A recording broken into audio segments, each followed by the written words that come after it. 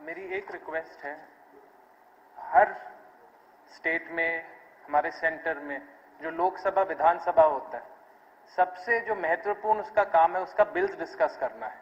तो प्लीज अगर हमारे कोई भी साथी, कोई भी यहाँ विधायक बिल्स डिस्कस करना चाहता है, उसको प्लीज आप समय दीजिए, क्योंकि अगर हम ये डिस्कस कर रहे हैं। आदित्य जी, इसके लिए मुझे सिफारिश की जरूरत नहीं है, मैं सबको समय दे रहा हूँ और वो ध्यान में आ गई बात। आप अपना विषय रखें।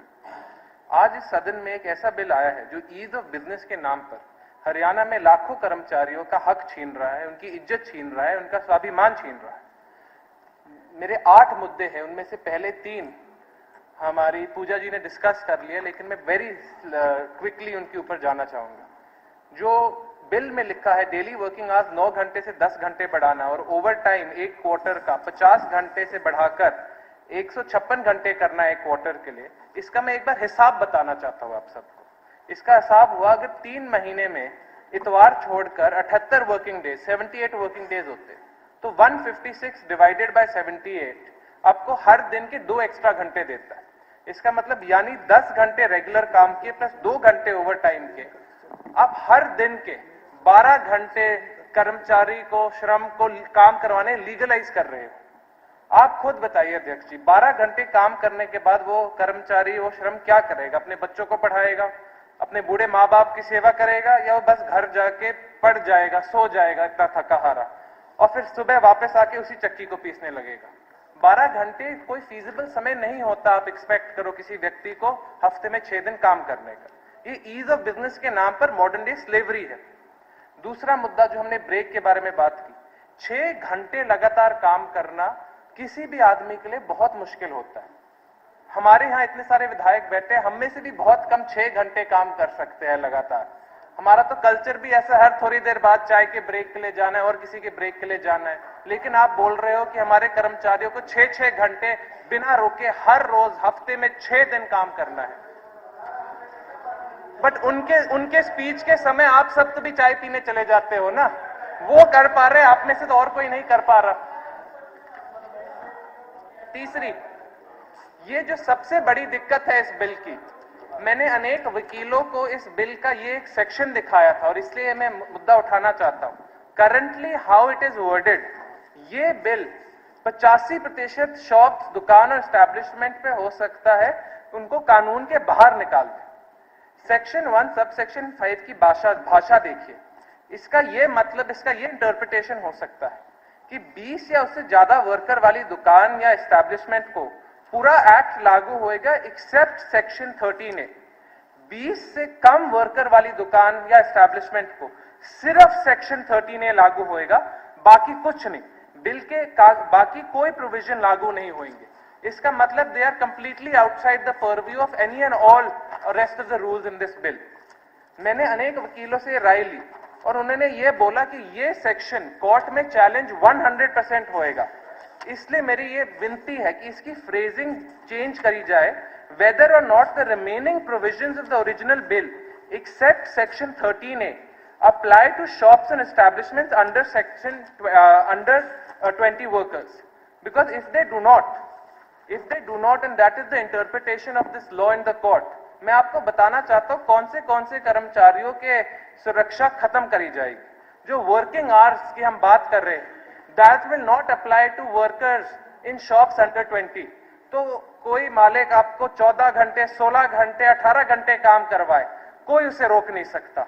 ब्रेक देने की उसे कोई जरूरत नहीं, वो 12-12 घंटे आपको लगातार काम करवा सकता है। वीकली हॉलिडे देने की उसको कोई जरूरत नहीं है, सोमवार से इतवार वो आपको काम करवाए। त्योहारों पे छुट्टी देने की जरूरत नहीं है, दिवाली, होली, ईद, हर दिन आप काम करो।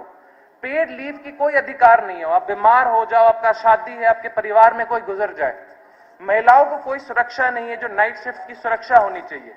हेल्थ एंड सेफ्टी के कोई नियम ही लागू नहीं हो रहे। तो मेरी सबसे बड़ी विनती हमारे मंत्री जी से और मुख्यमंत्री जी से है, please get this stanza reread by the best lawyers, क्योंकि अगर ये मिस इंटरप्रेट हो जाए, 85%, 5 से 6 लाख ऐसे एस्टैब्लिशमेंट है पूरे हरियाणा में, 85% of them will fall outside the purview of this entire bill, which will be a major hassle for us। और अगर ये सच है, मैं सेक्शन 13A में भी अनेक कमियां हैं, क्योंकि ये सिर्फ ऑनलाइन इंटीमेशन देने से आपको एक basic information pro forma ID number मिलता है। इसमें ना तो वेरिफिकेशन है, ना इंस्पेक्शन है, ना कंप्लायंस है, कोई जांच ही नहीं है। तो मैं कोई भी झूठ पाठ लिख दूं, मैं झूठा नेचर ऑफ बिजनेस लिख दूं, कोई अपने कर्मचारी की संख्या लिख दूं, कोई मुझे चेक करने वाला नहीं है, क्योंकि इंस्पेक्टर भी उस बेसिक इंटीमेशन पे आएगा, बट डेटा रियल है नहीं है हमें पता ही नहीं। मैं तो कितने भी बेसिक इंटीमेशन बनवा लूं, कोई इस क्लॉज में सेक्शन एग्जिस्टिंग सेक्शन 13A में ये भी नहीं लिखा हुआ कि उस दुकान को, उस एस्टैब्लिशमेंट को कॉन्स्टेंटली अपडेट करने की जरूरत है। वो तो एक बार बेसिक इंटीमेशन देके कितना भी अपनी दुकान बदल ले, नाम बदल ले, मालिक बदल ले, he is not required to update his proforma ID, which is very very concerning. और पेनल्टी की बात करें, सेक्शन 13 में जब जौन से भी दुकान या एस्टैब्लिशमेंट में 20 से ज्यादा वर्कर्स हैं, मैं मंत्री जी से अग्री करता हूं कि पेनल्टीज बढ़ाई गई है, वो बहुत अच्छी बात है, लेकिन जो भी 20 से कम कर्मचारियों वाले दुकान या एस्टैब्लिशमेंट है, उन पे कोई भी पेनल्टी नहीं है। सो दे कैन डू व्हाटएवर, कितना भी झूठा इंफॉर्मेशन दे दे, आप उन पे पेनल्टी नहीं लगाओगे। तो फिर अगर कानून जो तोड़ने पे अगर आपको कोई डर ही नहीं है, कोई सजा ही नहीं है, तो फिर सब तो कानून तोड़ेंगे खुलेआम। अध्यक्ष जी, फ्रैंकली मैं एक बात कहना चाहता हूं, जहां रेगुलेशन और स्टेट ओवरसाइट की जरूरत है, जैसे इन दुकानों में कि हम श्रम की, कर्मचारियों की सुरक्षा करें, वहां सरकार उठा देती है, बोल देती है कोई जरूरत नहीं है, ईज ऑफ डूइंग बिजनेस की बात है। लेकिन जहां ऑटोनॉमी चाहिए, जैसे प्राइवेट यूनिवर्सिटीज और नरेगा की बात की, वहां हम टॉप डाउन कंट्रोल चाहते हैं। ये लॉजिक नहीं मुझे समझ आ रहा सरकार क्या चाहती है। माननीय अध्यक्ष जी, एक और जो मेरा बड़ा मुद्दा है जो मैं बात करना चाहता हूं इसके बारे में, एक सेकंड मैं स्किप कर देता हूं टाइम के पाबंदी की वजह से, एक दो चीजें। माननीय अध्यक्ष जी, बिना प्रॉपर रजिस्ट्रेशन के अगर कोई छोटे दुकानदार या व्यापारी के दुकान जल जाए, उसका अगर रजिस्ट्रेशन नहीं है, वो ग्रुप इंश्योरेंस नहीं ले सकता अपने सारे साथियों के साथ, आसपास वाले दुकानदारों के साथ, so he is going to struggle more. We need to provide a proper registration system to 85% of all establishments in this state. Now, we can't just be like, here's an ID number and you figure it out. We have to give them some form of proper registration, which is what I have recommended in my amendment. एक और जो बहुत concerning बात है, ये नियम, क्योंकि आप इतना ज्यादा ब्यूरोक्रेसी, इतने ज्यादा चेक्स एंड बैलेंसेज, इतने ज्यादा फाइन्स उन दुकानों पर, उन एस्टैब्लिशमेंट्स पे लगा रहे हो जो 20 लोगों से या उनसे ज्यादा पे, तो you are not incentivising the छोटा दुकानदार, द छोटा व्यापारी to actually grow their business.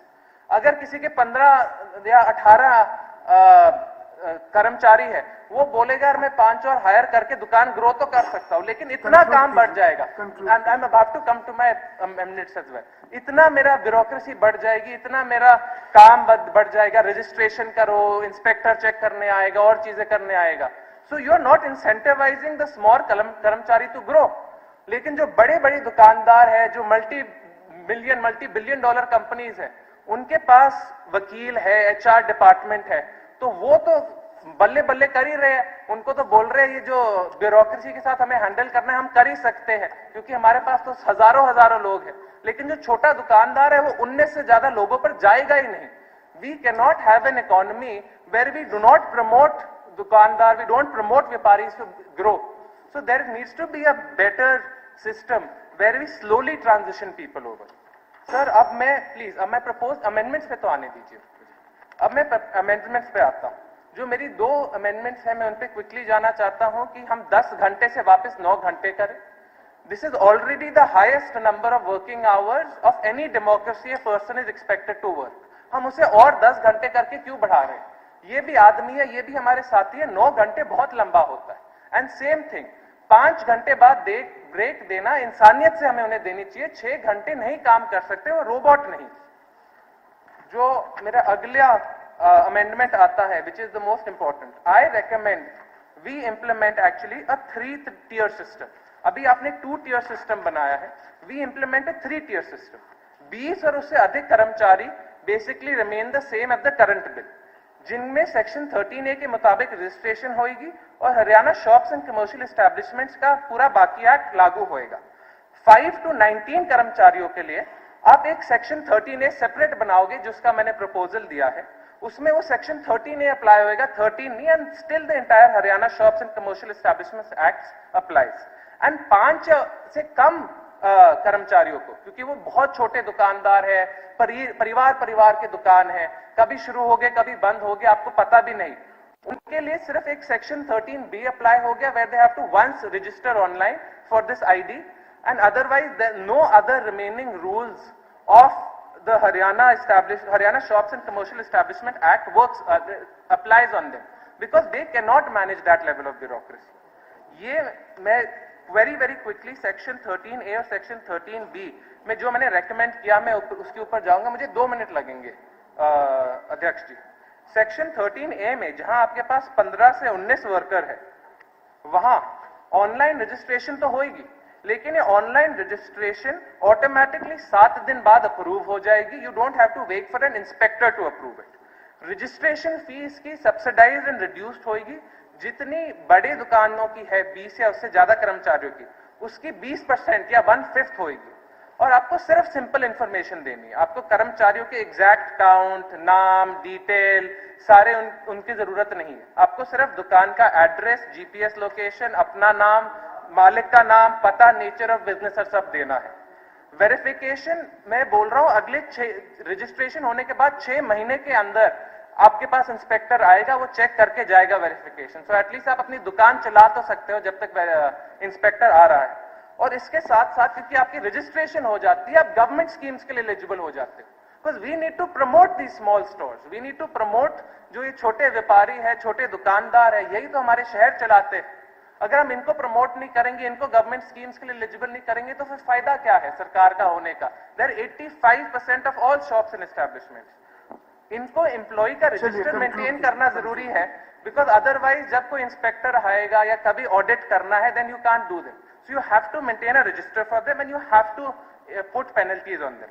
For section 13B जो 5 से कम कर्मचारियों के दुकानदार है, उन पे मैं बोल रहा हूं basic online intimation how it is proposed in the current section 13A। उनको basic details and minimum paper work देना है। बहुत फ्लेक्सिबिलिटी हमें देनी है, क्योंकि वो बहुत छोटे दुकानदार हैं। हम अगर उनको अब इतनी फ्लेक्सिबिलिटी नहीं देंगे, वो ग्रो नहीं कर पाएंगे, वो बड़े नहीं हो पाएंगे। And if they want eligibility for government schemes, then they have to register on the same portal as section 13A companies, because वो तब करेंगे, फिर वो एलिजिबल हो जाते हैं। बट फिर जो सारे के सारे हमारे कर्मचारी वहां काम कर रहे हैं, श्रम वहां काम कर रहे हैं, हमें उनकी अकाउंटेबिलिटी मिल जाती है। इंस्पेक्टर वहां जाके उन्हें चेक कर सकता है। तो आपको गवर्नमेंट की मदद चाहिए, आप आपके कर्मचारियों को भी ढंग से ट्रीट करें। This is basic logic. Sir, I am almost done. माननीय मंत्री जी, आप ऑलमोस्ट डन अबाउट दिस। अध्यक्ष महोदय, इस बिल को फाइनल अप्रूवल देने से पहले मैंने पैन इंडिया सभी स्टेटों का डाटा अध्ययन किया, और मैं सदन को भी बताना चाहता हूं और मेरे वकील साथी को भी बताना चाहता हूं। डिफरेंट स्टेट्स का threshold of number of workers for applicability. Haryana में हमने 20 की है, महाराष्ट्र में 20 है, पंजाब में 20 है, आंध्र प्रदेश में 20 है, उड़ीसा में 20 है। सर, डेली वर्किंग आवर्स की भी मेरे साथी ने बात की है। हमारे 10 घंटे हैं, महाराष्ट्र के भी 10 घंटे हैं, पंजाब के भी 10 घंटे हैं, तेलंगाना के भी 10 घंटे हैं, आंध्र प्रदेश के भी 10 घंटे हैं, उड़ीसा के भी 10 घंटे हैं। सर, मैं ओवर टाइम की भी बात करना चाहता हूं। हम ओवर टाइम देने जा रहे हैं 156 घंटे का, महाराष्ट्र में है 144 घंटे का, पंजाब में 144 घंटे का, तेलंगाना में 144 घंटे का, गुजरात में 125 घंटे का, तमिलनाडु में 72 घंटे का, कर्नाटका में 50 घंटे का, आंध्र प्रदेश में 144 घंटे का, उत्तर प्रदेश में 125 घंटे का, उड़ीसा में 144 घंटे का। सर, आज हम सारे देश में सबसे ज्यादा ओवरटाइम देने वाली स्टेट 156 घंटे हम दे रहे हैं, बाकी सबसे हम ज्यादा दे रहे हैं। मेरे साथी ने इंटरवल फॉर रेस्ट की भी बात की है, उसकी चिंता की है। हरियाणा में 6 घंटे, महाराष्ट्र में 6 घंटे, तेलंगाना में 6 घंटे, आंध्र प्रदेश में 6 घंटे, उड़ीसा में 6 घंटे। सर, सारा मैंने स्टडी करके बाकी प्रदेशों में क्या हो रहा है उसके आधार पर ही मैंने इस बिल को स्वीकृति दी है और मुख्यमंत्री से स्वीकृति ली है कि ताकि ये at par with all other states हो जाए, बाकी स्टेटों के भी एट पार हो। जिन्होंने अभी नहीं किया है वो भी करेंगे शायद, हमें ऐसा लगता है, और हमने कर दिया है। और हमने मजदूरों के और दुकानदारों के हित में किया है। रजिस्ट्रेशन की बात ये कर रहे थे, हमने इसमें कह दिया कि सेल्फ अटेस्टेड डॉक्यूमेंट्स ऑनलाइन लगाकर 1 दिन में उसकी रजिस्ट्रेशन होगी, हमने ये कहा है इसमें। तो ये बेहतरी के लिए है, इसलिए मैं पुनः अनुरोध करता हूं कि इस बिल को पारित किया जाए। प्रश्न है कि जो संशोधन